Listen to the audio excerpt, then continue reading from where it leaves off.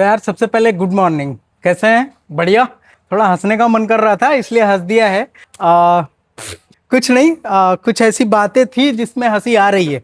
अपने फार्म की कुछ गायों की बात करूं तो आज अपने फार्म पे ऐसी हैं जो कद में जरूर छोटी है लेकिन बड़ी गायों को मात देती है। मात देना मीन्स डरा कर रखती है और कभी कभी मारते रहती है। सब अपने आप में बड़े हैं।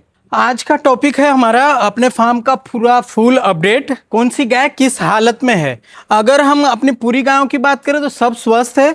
कुछ दिन पहले हम लोग एक बछड़ी को, आज से 2 दिन पहले, जब मैं प्रतिदिन फार्म पे आता हूं तो सबसे पहला काम सुबह का दूध निकालना होता है। उसके बाद जैसे ही हम लोग दूध निकाल लेते हैं सभी गायों को मैं खुद देखता हूं प्रॉपर कि कौन सी गाय स्वस्थ है या नहीं। जब मैं आया तो ये गाय बिल्कुल अस्वस्थ दिख रही थी। ये गाय मीन्स बछड़ी जो इसकी माँ 40-120 वाली है, खुद चिल्टॉन है और इसमें 3rd जनरेशन का बच्चा पल रहा है। तकरीबन 1 महीना 4 दिन की प्रेग्नेंट है। जब इसको आया देखा बुखार मतलब स्वस्थ नहीं दिख रही थी। फिर मैंने इसको टेम्परेचर किया तो 102.3 था। मैं आपको इसलिए ये बता रहा हूं कि अगर आप नए फार्मर हो, आपके फार्म करना है तो इससे आपको सीख मिलेगी।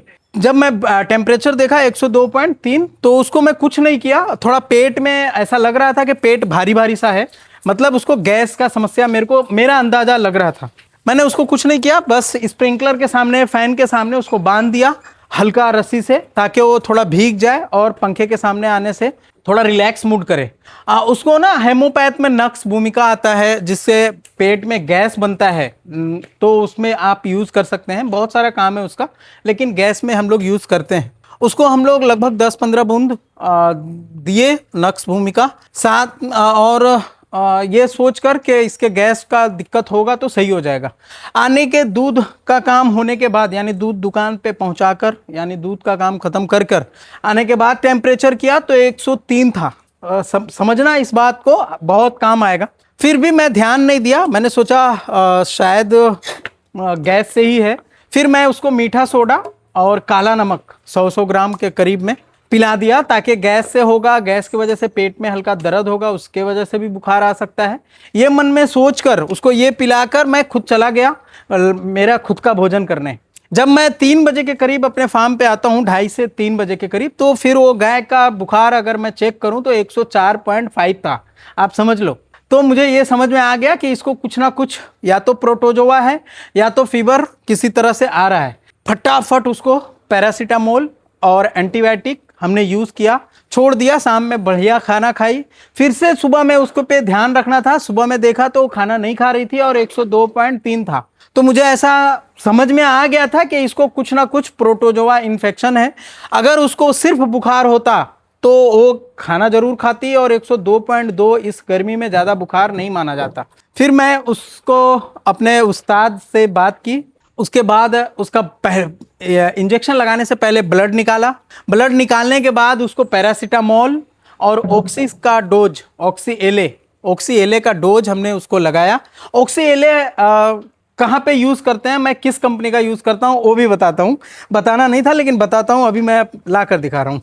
यहाँ पे आप देख रहे हो, एले का मतलब होता है लॉन्ग एक्टिव, और ये कंपनी आपको याद होगा, शायद याद नहीं है तो आप पढ़ लो। मैं नाम नहीं बोलूँगा, आप खुद देख लो। कंपनी का प्रचार नहीं हो रहा है, सिर्फ कंपनी का नाम बताना चाह रहा हूँ। यहाँ पे आप देख सकते हैं इसके अंदर ना शायद 150 या 200 mg ऑक्सी होता है। ऑक्सी टेट्रासाइक्लिन इसमें ना 200 mg होता है। ये थोड़ा हाई पावर होता है, इसलिए हम लोग इसको मस्कुलर लगाते हैं, यानी मांस में, कैटल में 10 mg पर kg body weight by deep intramuscular route. ये है, आप अपने हिसाब से देख लेना। तो मतलब ये है कि ये वाला यूज़ किया इसी बछड़ी को। पहले ब्लड निकाला, इसी की बात कर रहे हैं हम। सबसे पहले ब्लड निकाल लिए थे हम। ब्लड के बारे में कुछ बता दूं आपको, ये ब्लड कलेक्शन ट्यूब है। हम लोग 100 पीस मंगवा के रखे हैं।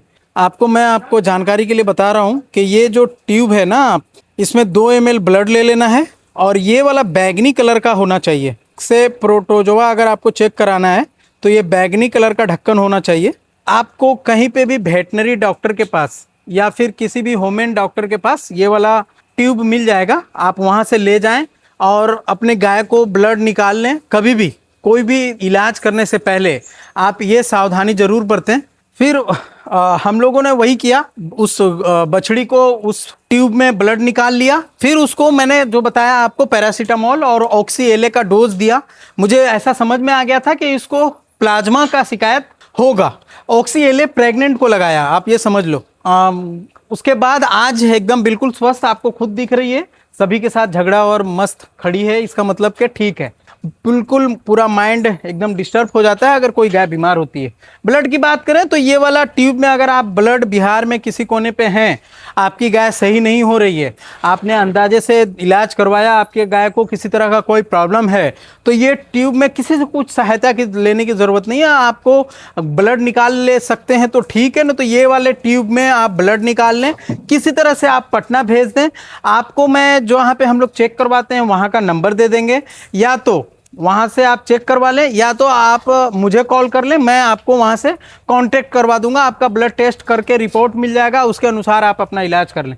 तो ये देखो जुगाली कर रही है, देख रहे हैं आप, तो यानी सही है। फिर झटका सा लगा, मतलब ब्लड हम लोग निकाल लिए थे और एंटीबायोटिक यूज़ कर लिए थे, यानी एक अंदाज़ा श्योर। ब्लड इसलिए निकाला, किसी भी एंटीबायोटिक यूज़ करने से पहले और ख़ास करके ऑक्सी यूज़ करने से पहले ब्लड निकाल लें, ताकि आपका जो जांच रिपोर्ट है वो सही आ सके। तो ये हमने किया, और आज अभी ऊपर वाले की मदद से और मेरे उस्ताद की करम से बढ़िया है। ये गाय आप देखो बहुत अच्छी है, बछड़ी मतलब ठीक हो गई, ऐसा हम लोग बोल सकते हैं। अब प्रेग्नेंट का श्योर कुछ दिन में पता चलेगा, इसलिए उस्ताद ने कहा है कि इसको डूराप्रोजन लगा दिया जाए 2-4 दिन बाद, तो आगे फ्यूचर में देखेंगे। यानी कहने का मतलब यह है कि हमारी गाय और आपकी गाय, सबकी गाय बीमार होती है, और इस मौसम में खास करके हम लोग अपने माध्यम से यही बताना चाहते हैं कि हमारी गाय बीमार हुई है। आपकी गाय अगर बीमार हो जाए तो आप कैसे उसको प्रॉपर देखभाल कर सकते हो, कैसे आप बच सकते हो, इसीलिए हमारा वीडियो बनाने का मकसद होता है, ताकि आप भी बच जाओ, आपकी गाय भी बच जाए। आज अपनी एक गाय के बारे में, इसके बारे में अगर जानना चाहें आप, तो तीसरी बार गाय बच्चा देने के लिए बिल्कुल तैयार हो रही है। आप इसकी ऑर्डर देखें, इसमें भी हमने वही यूज किया था जो आपको बताया था, केपराविन, जो एमएसडी के आती है। एमएसडी एक काफ़ी अच्छी ब्रांड है, हमने यूज किया, और आप इसका ऑर्डर देखें बिल्कुल सूख गया है प्रॉपर। आज इसका 8 महीने कंप्लीट हो गया, यानी कि ये 30 से 40 दिन के अंदर बच्चा देने के लिए ये रेडी हो जाएगी, बच्चा दे सकती है। इसलिए अब इसका खाने में बदलाव की ज़रूरत है, जो हम बार बार कहते हैं कि अगर आपकी गाय 8 महीने कंप्लीट यानी 240 दिन कंप्लीट हो जाए, तो आप उसका खाने का बदलाव करें, जिसको हम लोग ट्रांजिशन बोलते हैं। ट्रांजिशन कराने से आपका अडर का जो तैयारी करना चाहिए, जो बच्चे का ग्रोथ होना चाहिए, दूसरे बार दूध देने के लिए तैयार होने के लिए गाय को ट्रांजिशन आप अगर करवाते हैं तो बहुत अच्छा तैयार होकर गाय बच्चा देती है। गाय अच्छी है, बॉडी स्कोर की बात करें तो बहुत अच्छा पॉइंट बोला जाएगा, ना तो ये दुबली है ना ज़्यादा फैटी है। प्रॉपर थन भी इसका सूख चुका है। अब इसका थन जो है धीरे धीरे बढ़ने की ओर, आगे की ओर बढ़ने के लिए तैयार होगी, और इसको आने वाले दिन में तुरंत 2 से 4 दिन में मेरा फीड निकल चुका है। माँ डेयरी फीड हम लोग यूज़ करते हैं। यहाँ पे आप देखें तो प्रॉपर 10, 15, 20, 25 बैग बचा हुआ है। टोटल बैग लगभग 40 बैग या 35 बैग होगा। अब ट्रांजेक्शन ख़त्म होने की वजह से मुझे 2, 4, 5 दिन 10 दिन पहले मंगवाना पड़ा। हो सकता है कि आज रात में या कल सुबह तक हमारे पास गाड़ी आ जाए और मैं कल से इसको ट्रांजेक्शन स्टार्ट कर दूं। ट्रांजेक्शन प्रॉपर लगभग 30 दिन, आज जैसे 240 दिन कंप्लीट हो गया, तो आने वाले 30 या 40 दिन के अंदर बच्चा दे देगी। तो 2-4 दिन 5 दिन ट्रांजेक्शन ज़्यादा खाएगी, कोई दिक्कत नहीं। बताया यही जाता है कि 25 दिन मिनिमम ट्रांजेक्शन खाना चाहिए। लास्ट 25 दिन में बच्चा अच्छा ग्रोथ करता है, और प्रॉपर गाय तैयार जो होती है वो 25 दिन में, लास्ट 25 दिन में ही होती है, ऐसा बताया जाता है। तो हम लोग इसका ट्रांजेक्शन 2, 4, 5 दिन पहले से स्टार्ट करेंगे, इसलिए कि गाय बच्चा हो सके 9 महीना पहले, 9 महीना पूरा होने से पहले बच्चा दे दे, या 9 महीने होने के 2-4 दिन बाद आगे बच्चा दे। इस वजह से आपको 2-4 दिन पहले से ट्रांजेक्शन करवाना चाहिए। आप अगर नहीं खिलाए हो तो 1-2 बैग खिलाकर देख लेना, उसको खिलाने के बाद आपको रिजल्ट खुद समझ में आ जाएगी। तो ये हुई इस गाय की बात। इस गाय के अंदर हमने जो इंसेमिनेशन किया है वो सेक्सेड है, शायद इस बुल का नाम ब्रूट है। ब्रूट है, इसके अंदर ब्रूट लगा हुआ है। आने वाले 40 दिन के अंदर आपको ब्रूट का बच्चा, फर्स्ट जनरेशन बच्चा देखने के लिए मिलेगा। हम लोगों ने जो डेयरी फार्मिंग की ना, अपने गायों की बछड़ियों से की है, हमने कहीं से परचेस करके नहीं खरीदा है। इस वजह से हमारा जनरेशन थोड़ा धीरे धीरे आगे बढ़ रहा है। हमारे यहाँ फार्म पे सेकंड जनरेशन के तकरीबन 5 बच्चे हैं, जो हम लोग बार बार वीडियो में बोलते हैं क्योंकि बहुत अच्छा लगता है आपको बताने में। और थर्ड जनरेशन का बच्चा तकरीबन 60 दिन के अंदर अंदर अपने फार्म पे आ जाएगा। जो सेकंड जनरेशन आप यहाँ पे बड़ी गाय देख पा रहे हो, इसके अंदर थर्ड जनरेशन का बच्चा सेक्सेड लगा हुआ है, तो आने वाले दिन में इसका भी सेक्सेड का बच्चा आ जाएगा।